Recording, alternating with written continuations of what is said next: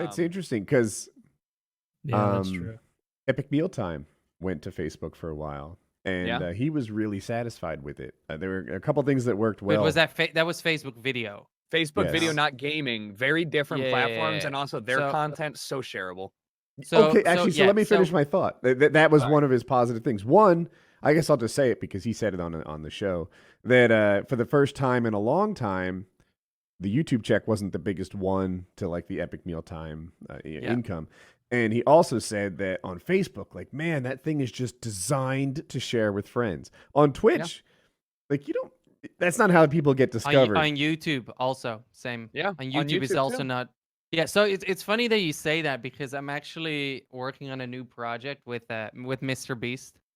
I assume you guys know who MrBeast is. Yes. Yes. Yeah. Yeah, the We're, guy whose business model is confounding my brain. Like every No, video it's- costs no, $70,000. No. No. The I'll explain. titles. Yeah, go for it. I'll explain that to you in a second. Okay. But Jimmy, he's a great guy, and we stumbled upon the Facebook And I enjoy his phenomena. content. I wasn't digging at him. Carry on. And we've been digging into how Facebook video works and whatnot. So we're looking at we're now only just setting this up, right?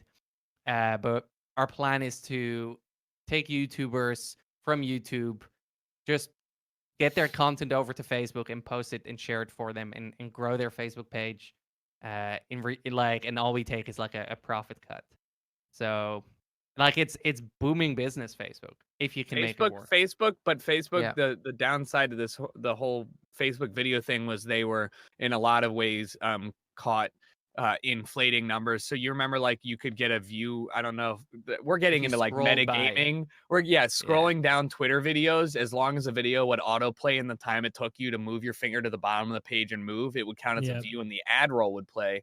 I mean, shit, like, it's the same thing, inflating numbers artificially. I know YouTube changed, like, what counts as a view and how many views you could get per IP back in the day. Like, this is all very normal stuff. I feel like it's like a Groundhog Day. It's just 7 years later with more money.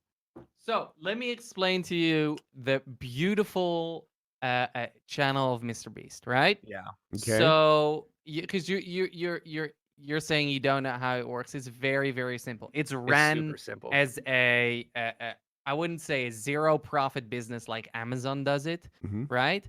But here's how most YouTubers run their YouTube channel, and I'm kind of in between.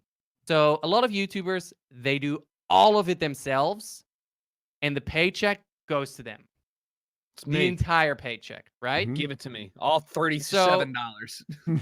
So then you have another the next step, right? And that's where I would say I fall under. I would say 90% of the revenue we generate is profit, right? 10% goes to expenses like editors, channel manager, a thumbnail designer, this and that, and obviously, with that 90%, we invest in other stuff like a gaming company, like the Facebook project we're working on and whatnot. So that's how my setup works. Now you have MrBeast, and once again, don't quote me on these numbers. It is just Speculation an and example. friends. Yeah. So he has it flipped the other way around. He invests 90% back into his company, and if he could, and I know this for a fact, he would invest all his money back into his company, if not more, right? But that's just impossible, to make the videos as good as possible. So not only does he spend 10% on editors and actors and his friends, he's got to pay these guys who are in his videos, cameraman, people writing the scripts, people just helping him producing the videos, which is very, very normal because that's what you need if you want to put out content like that. However, his budget per episode is really high. So let's say a video gets 10 million views. You can make anywhere from $20,000 to $80,000 just off AdSense revenue, right? If you have mid-roll ads. MrBeast gets over 10 million views per video. Then on top of that, I think CPM deals, think sponsorships, just like PKA sponsorships. Cash App, yeah, all that shit. Yeah, Honey pays, and the Quip pays, and these guys pay. So that can be on top of AdSense, or it can replace AdSense. And now you're talking, and once again, don't quote me on these numbers, could be $100,000. So his budget for a video, like, if he needs to make a profit, he needs to spend less than $100,000. And sometimes it's more, right? Sometimes and so that's why these like $50,000 contest videos seem absurd, and the business model seems weird. But in reality, it's not that weird. It's just not like we're not used to minimizing overhead. He does the opposite. Let me jump in. He's the first YouTuber to do that. Sorry, go ahead. So, are you familiar with the game of Hearts? Does anyone here know it? Yeah, I know of it. Basically, you're trying not to get any hearts in your hand. That's the deal, right? Yeah. So you go around and try to get the hearts out. And hearts is money, and taxes you got to pay if you have hearts. So, also, a better way to win is to get all the hearts. But it's risky as fuck because you can get all the hearts but one, and now you don't have the best hand in the game. You got the worst hand in the game. Right. I'm watching this guy it's called shooting the moon, trying to shoot the moon, right? He's going to invest into the next video, He's making 10 million views a video, and he's not making a lot of money. And if I'm like his dad, I'm like, Beastie, you got to pocket a video or two. You know, set yourself up a little bit. Do all these have to be so reinvestable? Do all like...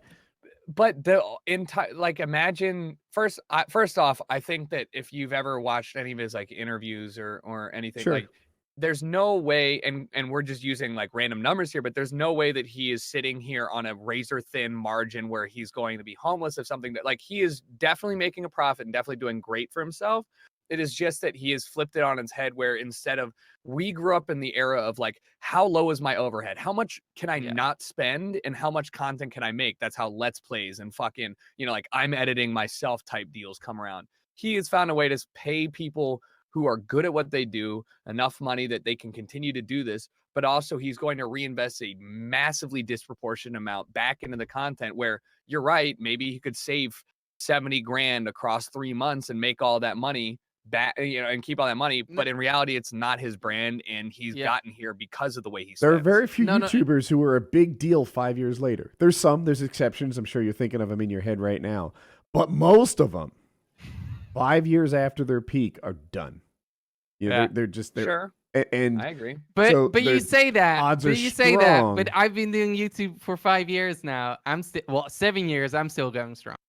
Right. Well, that's what he's saying. That falls into my point. There are exceptions. That's exactly what I said. I firmly believe that you can look at this if you just spend maybe like an hour looking through all the stuff that he's doing and the way he's setting it up, you'll understand that he is one of the exceptions. And it's rare to be able to look at somebody and be like, oh, this is a long-term thing that probably, if not at all, will fall at, you know, by the wayside and leave you with nothing.